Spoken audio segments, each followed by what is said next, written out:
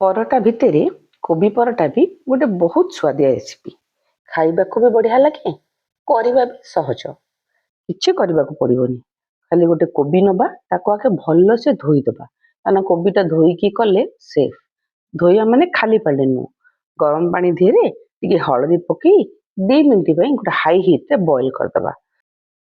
ତାପରେ ତାକୁ ଟିକ ଟିକ କରି ଗୁଣ୍ଡ କରି ଆମେ ଗ୍ରେଟ୍ କରିଦବା। ହାତରେ କରନ୍ତୁ ନହେଲେ ମେସିନରେ କରନ୍ତୁ, ଯୋଉଥିରେ ସୁବିଧା ଅଛି ସେଇଥିରେ କରନ୍ତୁ। ତା ସାଙ୍ଗରେ କିଛି ଯଦି ଗାଜର କଞ୍ଚା ଲଙ୍କା ପକେଇକି କରିବେ ସେ ବି ଆହୁରି ବଢିଆ ଲାଗିବ। ତାକୁ ଗ୍ରେଟ୍ କରିକି ଗୋଟେ କପଡାରେ ପକେଇକି ଲୁଣ ଗୋଳେଇକି ଛାଡ଼ିଦବା। କିଛି ସମୟ ପରେ ତାକୁ ଜୋସ୍ ଚିପୁଡିବା, ଦେଖିବେ ବହୁତ ଗୁଡେ ପାଣି ତା ଭିତରୁ ବାହାରିଯିବ। ସେ ପାଣିକୁ କାଢିଦବା। ଏବେ ଆମର ଶୁଖିଲା ଶୁଖିଲା ହେଇଯାଇଥିବ। ତାକୁ ଗୋଟେ ପ୍ୟାନରେ ତେଲ ପକେଇ ତା ଦେହରେ ଅଦା ରସୁଣ ଆଉ କଞ୍ଚା ଲଙ୍କାର ଗୋଟେ ଛେଚା ଭାଜି ତା ଦେହରେ ଏଇ ଶୁଖାକୁ ଢାଳିଦବା। ତାକୁ ଟିକେ ଭଲସେ ରୋଷ୍ଟ କରିଦେଲେ କୋବିର ଗୋଟେ କଞ୍ଚା ଗନ୍ଧ ଅଛି, ସେଇଟା ଆଉ ଲାଗିବନି। ଆପଣଙ୍କୁ ଯଦି ଏହି ଭିଡିଓଟି ଭଲ ଲାଗିଛି ତାହେଲେ ଲାଇକ୍ ସେୟାର ଆଉ ସବସ୍କ୍ରାଇବ ନିଶ୍ଚିନ୍ତ କରନ୍ତୁ। ଆପଣଙ୍କୁ ବି କୋଉ ପରଟା ଭଲ ଲାଗେ ମତେ କମେଣ୍ଟରେ ସିଓର ଜଣାନ୍ତୁ।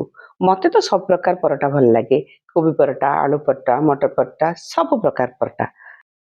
ପ୍ୟାନରେ କୋବିକୁ ଭାଜିଲା ବେଳେ ତା ଦେହରେ ଆମେ କିଛି ଲଙ୍କା ଗୁଣ୍ଡ, କିଛି କରି ପାଉଡର, କସୁରୀ ମେଥି ଆଉ ହଳଦୀ ପକେଇବା ଦରକାର ନାହିଁ, କାରଣ ଆମେ ଅଲରେଡି ହଳଦୀ ଦେହରେ ମୁଁ ବଏଲ କରିଦେଇଛି। ତ ମୋ କୋବି ସେମିତିରେ ବି ହଳଦିଆ ଦେଖାଯାଉଛି। ତାକୁ ପକେଇକିରି ଭଲସେ ଟିକେ ଭାଜିଦବା। ତାପରେ ତାକୁ ଗୋଟେ ଥାଳିକୁ, ଖୋଲା ଥାଳିକୁ କାଢିଦବା, କାରଣ ସେଇଟା ଥଣ୍ଡା ହେଇଯିବ। ଥଣ୍ଡା ହେଲେ ହିଁ ଆମେ ବାକି ଜିନିଷ ତା ଦେହରେ ଆଡ୍ କରିବା। କୋବି ପରଟାରେ କେବଳ ଗୋଟିଏ ପ୍ରୋବ୍ଲେମ ହେଲା, କୋବି ଭିତରେ ଛୋଟ ଛୋଟ ପୋକ ବି ଥାଏ।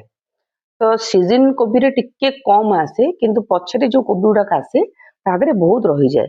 ତ ତାକୁ ଆମେ ଯଦି କାଢିକି ସଫା କରିଦବା ତାହେଲେ ଆମ ପାଇଁ କିଛି ଅସୁବିଧା ନାହିଁ। କିନ୍ତୁ ବାହାରେ ଆମେ ଯୋଉ କୋବି ପରଟା ଖାଉଛେ, ଆମେ କଣ ଜାଣିଛେ ଯେ ତା ଦେହରେ ସେ ପୋକ ସବୁ ପେଷ୍ଟ ହେଇଯାଉନି ବୋଲି। ତେଣୁ ଆମେ ଯଦି ଘରେ କରିବା, ମତେ ଲାଗେ ବହୁତ ସେଫଲି ଖାଇବା। ବାହାରେ କୌଣସି ବି ଜିନିଷ ଖାଇଲେ, ଖାସ କରି ଏଇ ପ୍ରକାର ଜିନିଷ ଯୋଉଥିରେ କୁ ସଫା କରିକି ବହୁତ ବାହାର କରିବାକୁ ପଡେ ତା ଦେହରୁ ଅପରିଷ୍କାର, ସେମାନେ କେବେ ବି ଆମ ପାଇଁ ଏତେ ସଫାରେ ବାହାର କରିପାରିବେନି ଯେମିତି ଆମେ ଘରେ ବାହାର କରିବା। ଛୋଟିଆ ଗୋଟେ ଗୋଟେ ପୋକ ମଧ୍ୟ ହଉ, ଆମେ ତାକୁ ବାହାର ନିଜେ ହାତରେ କରିବା ଆଉ ଅନ୍ୟ ଉପରେ ବିଶ୍ୱାସ କରି ଖାଇବା, ବହୁତ ଫରକ ଅଛି। ମୁଁ ବାକି ଜିନିଷ ବାହାରେ ଖାଏ, କିନ୍ତୁ କୌଣସି ପ୍ରକାର ପରଟା ମୁଁ ଖାଏନି। ମତେ କାହିଁ ଟିକେ ସେଇ ଗୋଟେ ଜିନିଷର ଡର ଲାଗେ। ନହେଲେ ବାକି ଜିନିଷ ମୁଁ ବି ବାହାରେ ଖାଏ, ମତେ ବି ଭଲ ଲାଗେ। ଷ୍ଟ୍ରିଟ୍ ଫୁଡ ବହୁତ ଭଲ ଲାଗେ ବାହାର ଖାଇବା। ଏବେ ଦେଖିବା, ଯଦି ମୋ କୋବି ଥଣ୍ଡା ହେଇଗଲାଣି, ତା ଦେହରେ ଆମେ କଟା ପିଆଜ ଚୁନ ଚୁନକି କାଟିଥିବା, ତା ସାଙ୍ଗେ ଧନିଆ ପତ୍ର ପକେଇକି ପୁରା ଭଲସେ ଗୋଳେଇଦବା। ତା ଦେହରେ ଆଉ କିଛି ଗରମ ମସଲା, ଚାଟ ମସଲା, ତାପରେ ଆମଚୁର ପାଉଡର ଆଉ ବ୍ଲାକ୍ ସଲ୍ଟ ପକେଇକି ତାକୁ ମଧ୍ୟ ଭଲସେ ଗୋଳେଇଦବା। ଏବେ ଯୋଉ ଡୋ ତିଆରି କରିଥିବା, ସବୁବେଳେ ଜାଣିଛନ୍ତି କୌଣସି ପ୍ରକାର ଷ୍ଟଫ ପରଟାର ଡୋ ଟିକେ ସଫ୍ଟ ହବ।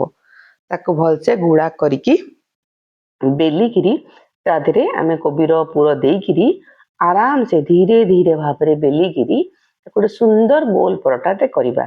ଯଦି ଆପଣ ଚାହୁଁଛନ୍ତି, ତାହେଲେ ସୁବିଧା ଅଛି, କରିପାରୁଛନ୍ତି, ତାହେଲେ ବଡ ସାଇଜର କରନ୍ତୁ, ନାଇଁ ତ ଛୋଟ ସାଇଜର ହିଁ କରନ୍ତୁ। ଆଖିକୁ ବି ଭଲ ଦେଖାଯିବ ଆଉ ଆପଣଙ୍କ ପରଟା ବି ଫାଟିବନି। କେବେ ବି ପ୍ରେସର ଦେଇ ପରଟାକୁ ବେଲିବେନି। ପରଟାକୁ ସବୁବେଳେ ଧୀରେ ଧୀରେ ହାଲକା ଭାବରେ ବେଲାଯାଏ। ଆଗ ପୁର ଦେଇ ସାରିଲା ପରେ ହାତରେ କିଛି ସମୟ ସ୍ପ୍ରେଡ କରିଦେବେ, ଯେମିତି ଦେଖିବେ ପୁରଟା ଚାରିଆଡେ ଭଲସେ ସ୍ପ୍ରେଡ ହେଇଯାଇଛି। ତାପରେ ବେଲିବେ। ଧୀରେ ଧୀରେ ବେଲିଲେ ପରଟାଟି ସୁନ୍ଦର ଭାବରେ ବେଲି ହେବ, ବିଲକୁଲ ଫାଟିବନି। ଆଉ ସବୁବେଳେ ଟିକେ ମୋଟା କରି ବେଲିବେ। କୌଣସି ପରଟା, ଆଳୁ ପରଟା ହଉ, କୋବି ପରଟା ହଉ, କି ଯେକୌଣସି ଷ୍ଟଫ ପରଟା ହଉ, ପୁରା ଅତି ପତଳା ବେଲିଲେ ତା ଭିତରେ ଯୋଉ ଷ୍ଟଫ ଅଛି ସେଟା ପାଟିକୁ ଟେଷ୍ଟ ହିଁ ଲାଗେନି। ମତେ ଭଲ ଲାଗେ ଖାସ କରି ଟିକେ ମୋଟା ବେଲିଲେ, ଯେମିତି ଆମେ ପଛେ ଦରକାର ପଡ଼ିଲେ ତାକୁ ଆମେ 2 ଫାଳ କରିଦବା, ନହେଲେ ପିଜ୍ଜା କଟର ଦେହରେ ସାଇଜ କରି କାଟିକି ପିଜ୍ଜା ସେଫର ବି ଖାଇପାରିବା। କିନ୍ତୁ ଟିକେ ମୋଟା ବେଲିକି କଲେ ଭଲ ଲାଗେ। ତାପରେ ପ୍ୟାନକୁ ହାଇ ହିଟରେ ରଖି ତାକୁ ପ୍ରଥମେ ଆଗେ 2 ପଟ ସାଇଡ ଓଲଟେଇକିରି ଭାଜି ଦେଲା ପରେ, ଆପଣ ଘିଅ ହଉ, ତେଲ ହଉ କି ବଟର ହଉ, ଯାହା ବି ଦିଅନ୍ତୁ, ପକେଇକି ଭଲସେ ଭାଜି ଦେବେ। ପରଟାକୁ ଏପଟ ସେପଟ କରି ଓଲଟେଇକି ସେକି ଦେବେ। ଦେଖିବେ ସେକିଗଲେ ପରଟା ବିଲକୁଲ ଫାଟିବନି, ବିଲକୁଲ ନଷ୍ଟ ହବନି। ଆପଣଙ୍କର କୋବି ପରଟା ରେଡି ହେଇଗଲା। ଆ ଦେହରେ ମତେ ବଟର ମାରି ଭଲ ଲାଗେ। ଆପଣ ଯଦି ବଟର ଭଲ ଲାଗେ ମାରନ୍ତୁ। ମୁଁ ବଟର ମାରେ କାରଣ ମତେ ଟେଷ୍ଟ ଲାଗେ। ତା ସାଙ୍ଗରେ ମୁଁ ଆଚାର ହଉ ସସ୍ ହଉ ଯାହା ବି ହଉ ଲଗେଇ ଖାଇଦିଏ। ଆପଣ ଯଦି ଭଲ ଲାଗେ ରାଇତା ବି କରନ୍ତୁ, ସିଏ ବି ବଢିଆ ଲାଗିବ। ଆଉ ଗରମା ଗରମ ଖାଆନ୍ତୁ। ଆଜିର ଡିନରରେ ମୁଁ କୋବି ପରଟା କରିଥିଲି, ସମସ୍ତେ ଖାଇଲେ, ଭଲ ଲାଗେ। ମୋ ହଜବେଣ୍ଡଙ୍କର ସବୁଠୁ ପ୍ରିୟ ହେଲା କୋବି ପରଟା। ତ ରହୁଛି, ଦେଖାହବ ଆଉ ଗୋଟେ ନୂଆ ଭିଡିଓରେ। ଯାକେ ବାଏ ବାଏ ଆଣ୍ଡ ଏନ୍ଜୟ କୋବି ପରଟା।